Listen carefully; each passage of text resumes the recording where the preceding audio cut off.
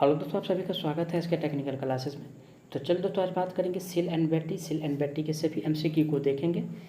चाहे आप लोग कोई भी गवर्नमेंट एग्जाम का तैयारी कर रहे हैं, चाहे बार्क का तैयारी कर रहे हैं या टी2 का तैयारी कर रहे हैं या एनपीसीएल का तैयारी कर रहे हैं, तो आप लोगों के लिए बहुत महत्वपूर्ण होने वाला है ये क्लास।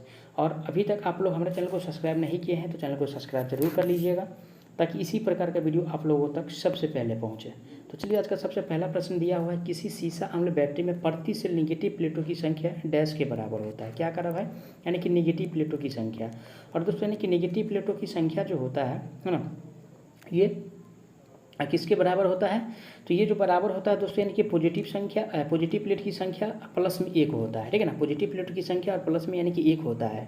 ऑप्शन किस में दिया? ए में करा पॉजिटिव प्लेट की संख्या प्लस 2, तो 2 नहीं होता है ना 3 होता है। ये जो होता है दोस्तों प्लस 1 होता है, जो कि ऑप्शन सी में दिया है। करेक्ट आंसर की बात किया जाए तो ऑप्शन इसका सी सही होने वाला है।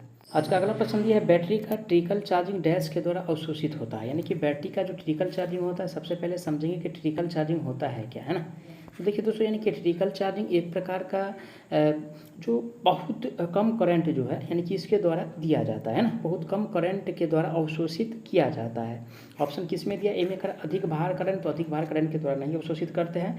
न निम्न भार करंट के द्वारा अवशोषित किया जाता है, बहुत कम करंट के द्वारा अवशोषित किया जाता है, जो कि ऑप्शन सी में दिया है। राइट आंसर इसका सी सही होने वाला है।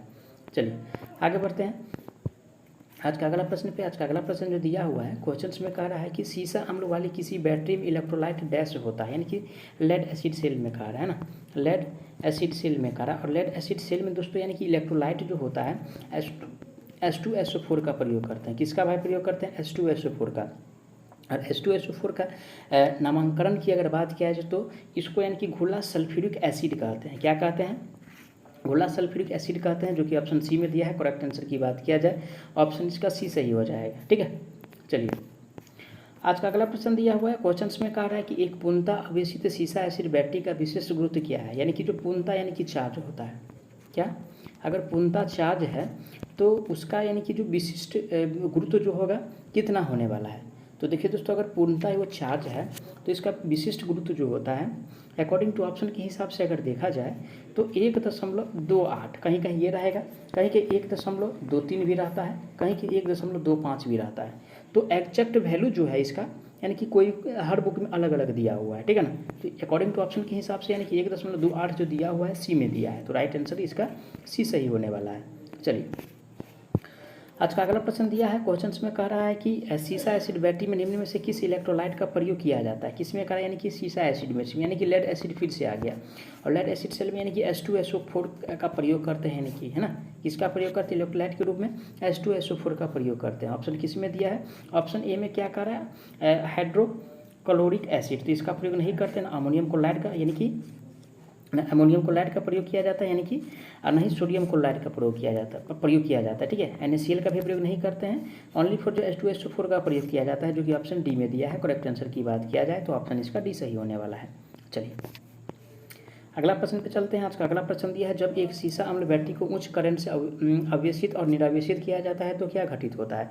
अगर उच्च करंट से आवेशित कर रहा है, साथ ही साथ यानी कि निरावेशित कर रहा है, इस स्थिति में दोस्तों यानी कि जो बैटरी में यानी कि उत्पन्न होता है जो दोष होता है, ठीक है, इस दोष को यानी कि बकलिंग कहते हैं। क्या कहते हैं? बकलिंग कहते हैं। यानी कि उच्च करंट से आवेशित करना और क्या कह रहा है, देखिए, उच्च करंट से आवेशित और निरावेशित जो किया जाता है तो उस टाइम यानी कि बकलिंग दोष उत्पन्न होता है, जो कि ऑप्शन डी में दिया है, बकलिंग दोष।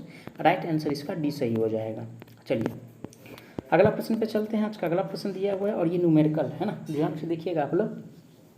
क्वेश्चंस में है, यदि 1.5 वोल्ट के 6 सेल श्रेणी में जुड़ा हुआ है, किसमें कर भाई श्रेणी में जुड़े हुए हैं, लेकिन एक सेल को विपरीत दिशा में जुड़ा हुआ है, तो फिर कुल वोल्टेज क्या होगा। यानी कि 6 है तो पहले यानी कि कितना को जोड़ना है भाई, तो 5 को जोड़ेंगे। अगर 5 को जोड़ेंगे तो 5 डिवाइड कितना हो रहा है, अगर 5 को अगर गुना भी करते हैं 1.5 से, है ना, नहीं जोड़ना है, यहाँ पे क्या करना है, जोड़ना है। अगर इसको जोड़िएगा तो कितना हो जाएगा, 2 यानी कि 5 हो जाएगा, यानी कि 7.5 हो गया। इसमें से फिर क्या करना है, एक सेल यानी कि विपरीत का रहा है, तो विपरीत का मतलब माइनस, और माइनस में यानी कि कितना घटाना है, 1.5 घटाना है। तो कितना बचेगा भाई, 6 यानी कि 0 वोल्ट बचेगा। ऑप्शन किस में दिया है? 6.0 वोल्ट। ऑप्शन सी में दिया है। करेक्ट आंसर की बात किया जाए तो ऑप्शन इसका सी सही होने वाला है। जबकि ए में करा 9 वोल्ट, तो कैलकुलेशन के बाद 9 वोल्ट तो आया नहीं है, ना 7.5 वोल्ट आया है, ना 12 वोल्ट आया। कैलकुलेशन के बाद जो यानी कि एक आंसर आया है वो 6.0 वोल्ट आया है, ठीक है ना। चलिए आगे बढ़ते हैं। अगला प्रश्न आज का दिया हुआ है, क्वेश्चंस में कह रहा है कि सीसा एसिड बैटरी के इलेक्ट्रोलाइट स्तर बनाए रखने के लिए डैश पानी का उपयोग किया जाता है, ठीक है ना। यानी कि लेड एसिड यानी कि सेल जो है इसमें यानी कि इलेक्ट्रोलाइट का स्तर जो हमेशा बनाए रखता है एक निश्चित मान तक, उसमें हम किस प्रकार का पानी का प्रयोग करते हैं। ए में क्या करा आरओ, बी में करा स्थानीय, सी में करा ठंडे, डी में करा यानी कि डिस्टिल्ड वाटर। तो देखिए दोस्तों यानी कि इस स्थिति में जो प्रयोग करते हैं मैन्य रूप से डिस्टिल्ड वाटर का प्रयोग करते हैं, जो कि ऑप्शन डी में दिया हुआ है ना। डिस्टिल्ड वाटर जो है यानी कि बैटरी में भी प्रयोग किया जाता है ना, बैटरी में प्रयोग किया जाता है डिस्टिल्ड वाटर का। ठंडे पानी का प्रयोग नहीं करेंगे नहीं तो उसमें आग लग जाएगा। क्या है भाई, अगर ठंडे पानी का प्रयोग करते हैं तो आग लग सकता है ना। चलिए अगला प्रश्न में आज का दिया हुआ है, क्वेश्चन में कह रहा है कि फैराडे की इलेक्ट्रोलाइसिस के पहले नियम के अनुसार द्रव्यमान डैश के बराबर होता है। तो एम बराबर जो फॉर्मूला होता है दोस्तों यानी कि ZIT होता है। क्या होता है, ZIT होता है, ठीक है ना। एम बराबर ZIT होता है। ऑप्शन किस में दिया है, ZIT ऑप्शन ए में दिया हुआ है, जो कि करेक्ट आंसर ऑप्शन इसका ए सही होने वाला है।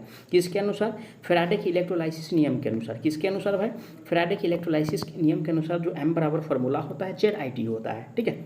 चलिए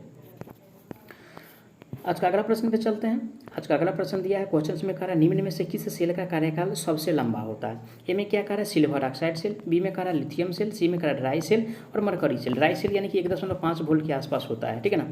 जबकि लिथियम आयन सेल की अगर बात किया जाए तो सबसे ज़्यादा यानी कि इसका कार्यकाल होता है ना, किसका, इसका जो कार्यकाल होता है सबसे ज़्यादा होता है, लगभग 3.5 से 4.5 वोल्ट के आसपास यह देता है, जो कि ऑप्शन बी में दिया लिथियम सेल सबसे बड़ा यानी कि या सबसे लंबा जो कार्यकाल होता है इसी सेल का होता है, जो कि ऑप्शन बी में दिया है lithium ion cell. Correct answer इसका बी सही होने वाला है। ड्राई सेल का मतलब क्या हुआ, ड्राई सेल का मतलब यानी कि सूखा सेल है ना। क्या हुआ भाई, यानी कि सूखा सेल ना, सूखा सेल हुआ, ठीक है। चलिए आगे बढ़ते हैं। अगला प्रश्न आज का दिया है, क्वेश्चन में कह रहा है कि निम्न में से कौन सा विकल्प एक रिचार्जेबल सेल है। रिचार्जेबल का मतलब क्या हुआ, जो एक बार यानी कि निरावेशित होने के बाद उसे फिर से यानी कि आवेशित किया जा सके, उसी को यानी कि रिचार्जेबल सेल कहते हैं। ए में क्या कह रहा है, यानी कि लेकलांची सेल। तो लेकलांची सेल रिचार्जेबल सेल नहीं है, न जिंक क्लोराइड सेल रिचार्जेबल है, न क्षारीय मैग्नीज सेल रिचार्जेबल है। लेकिन लेड एसिड सेल जो दिया हुआ है दोस्तों, यानी कि लेड एसिड सेल जो दिया हुआ है ना, लेड एसिड सेल जो दिया हुआ है ये रिचार्जेबल सेल है, क्योंकि ये निरावेशित होने के बाद यानी कि डिस्चार्ज होने के बाद इसको फिर से यानी कि चार्ज कर सकते हैं, ठीक है। तो ये रिचार्जेबल के अंतर्गत आता है। तो राइट आंसर जो होगा इसका डी सही हो जाएगा, क्योंकि रिचार्जेबल वाला को खोजना था और डिस्चार्जेबल वाला जो दिया हुआ है सीसा अम्ल सेल दिया हुआ है, ठीक है। चलिए आगे बढ़ते हैं। आज का अगला प्रश्न दिया है, क्वेश्चन में कह रहा है निम्न में से कौन सा विकल्प एक रिचार्जेबल सेल है। सेम ही क्वेश्चन से क्या हो जाएगा, सीसा अम्ल सेल हो जाएगा, ठीक है। चलिए आगे बढ़ जाते हैं। आज का अगला प्रश्न है, क्वेश्चन में कह रहा है कि बैटरी आवेशित करते समय विद्युत अपघट्य इलेक्ट्रोलाइट का तापमान डैश से अधिक नहीं होना चाहिए। इसका जो टेम्परेचर है ना, इसका जो टेम्परेचर है कितना से अधिक नहीं होना चाहिए भाई। तो देखिए इसका जो टेम्परेचर है ना, सामान्य टेम्परेचर की अगर बात किया जाए तो 40 डिग्री सेल्सियस, कितना भाई, 40 डिग्री सेल्सियस से ज़्यादा कभी होना नहीं चाहिए। ऑप्शन बी में दिया है 40 डिग्री सेल्सियस, राइट आंसर जो होगा बी सही होने वाला है ना।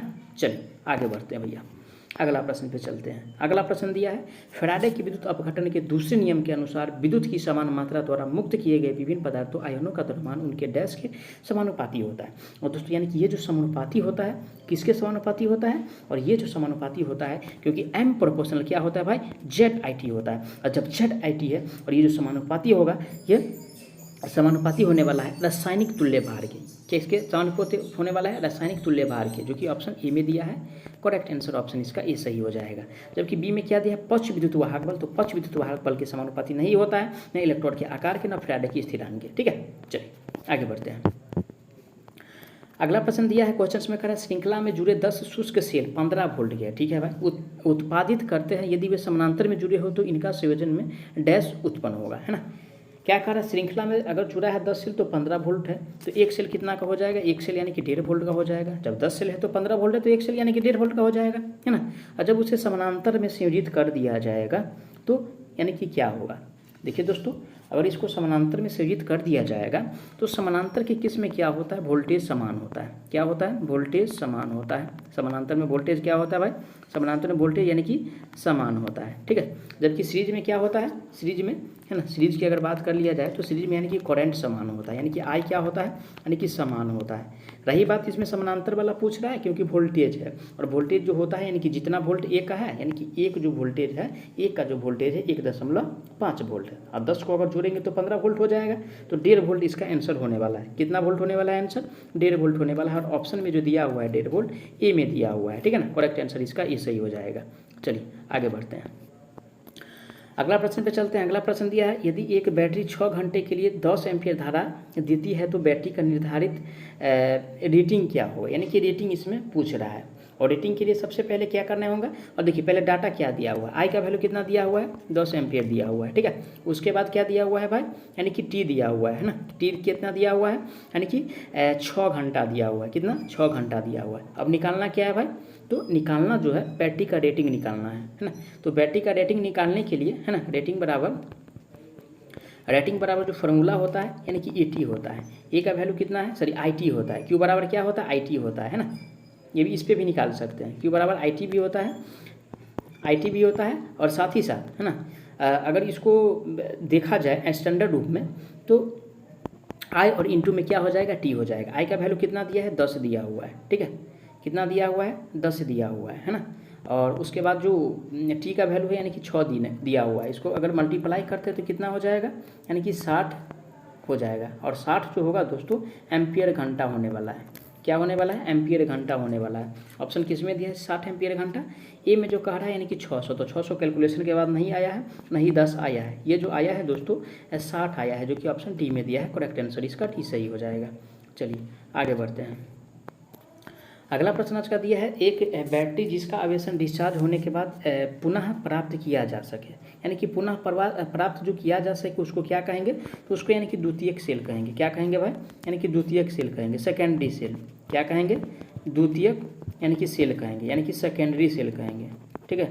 सेकेंडरी सेल कहेंगे। किसे सेकेंडरी सेल कहेंगे, जो यानी कि डिस्चार्ज होने के बाद पुनः वो फिर से यानी कि चार्ज हो और फिर से उसको जो है यानी कि उससे यानी कि जो वर्क है वो फिर से यानी कि दोहराया जा सके, उसी को यानी कि क्या कहेंगे, द्वितीयक सेल कहेंगे। ऑप्शन किस में दिया है, ऑप्शन सी में दिया है द्वितीयक सेल। करेक्ट आंसर इसका सी सही होने वाला है। जबकि ए में क्या कर रहा है, यानी कि शुष्क सेल। और सूखा सेल जो है एक बार यानी कि डिस्चार्ज होने के बाद वो फिर से यानी कि सिस्टम में वर्क नहीं करता है, क्योंकि डिस्चार्ज होने के बाद उसका जो विद्युत वाहक बल होता है समाप्त हो जाता है, और उसको जो है फिर से यानी कि चार्ज नहीं कर सकते हैं, है ना। तो ये जो है यानी कि शुष्क सेल जो है यानी कि प्राथमिक सेल है, ठीक है। चलिए आगे बढ़ते हैं। आज का अगला प्रश्न दिया है, क्वेश्चन में कह रहा है सीसा अम्ल सेल की वाट घंटा क्षमता डैश होता है, यानी कि क्या कर रहा है, यानी कि वाट घंटा, है ना, वाट घंटा। एक होता है एम्पियर घंटा और एक होता है वाट घंटा। ये दोनों जान लीजिए, क्वेश्चन फंसता है एग्जाम में। तो सबसे पहले यानी कि जानने का प्रयास करेंगे एम्पियर घंटा, है ना। क्या कर रहा है, वाट घंटा का वाट घंटा का क्षमता पूछ रहा है ना, वाट घंटा का क्षमता पूछ रहा है। और दोस्तों यानी कि वाट घंटा का जो क्षमता होता है ना, वाट घंटा का जो क्षमता होता है 75 तक होता है। कितना तक होता है, 75 तक होता है। जबकि एम्पियर घंटा की अगर क्षमता की अगर बात कर लिया जाए, है ना, एम्पियर घंटा की अगर क्षमता की बात कर लिया जाएगा दोस्तों, तो ये 95% तक होता है ना। कितना, 85 से 95 या 90 से 95% तक ये होता है ना, 95% तक होता है। तो ये ध्यान रखिएगा। ऑप्शन किस में दिया है, 75%, ऑप्शन डी में दिया हुआ है, क्योंकि वाट घंटा क्षमता पूछ रहा है, ठीक है ना। तो राइट आंसर डी सही हो जाएगा। चलिए अगला प्रश्न पे चलते हैं। अगला प्रश्न दिया है, रासायनिक ऊर्जा को विद्युत ऊर्जा में परिवर्तित करने वाले उपकरण को क्या कहेंगे, यानी कि रासायनिक ऊर्जा को विद्युत ऊर्जा में जो परिवर्तन कर रहा है उसको या तो सेल कहेंगे, अगर सेल है तो सेल, नहीं तो यानी कि बैटरी होगा, उसको यानी कि बैटरी करके क्या करेंगे, सही कर देंगे। ऑप्शन किस में दिया है, cell and battery, option D में दिया है। करेक्ट आंसर डी सही हो जाएगा। जनित्र क्या है भाई, जनित्र कौन सा ऊर्जा को किस में यानी कि बदलता है, तो यांत्रिक ऊर्जा को विद्युत में बदलता है। मोटर क्या करता है, विद्युत ऊर्जा को यांत्रिक ऊर्जा में बदलता है ना। ये सब ध्यान रखिए, क्वेश्चन बार बार पूछा जाता है। मैं आशा करता हूँ आप लोग सारा प्रश्न को अच्छा से समझे होंगे। अगर कोई प्रश्न में किसी प्रकार का डाउट है तो प्लीज़ आप लोग कमेंट कीजिए। साथ ही साथ आप लोग के लिए हम इतना मेहनत करते हैं, तो आप लोग का भी कुछ फर्ज बनता है, आप लोग चैनल को सब्सक्राइब करके वीडियो को जरूर शेयर कर दीजिएगा। तो चलिए मिलते हैं नेक्स्ट पार्ट में, तब तक के लिए जय हिंद।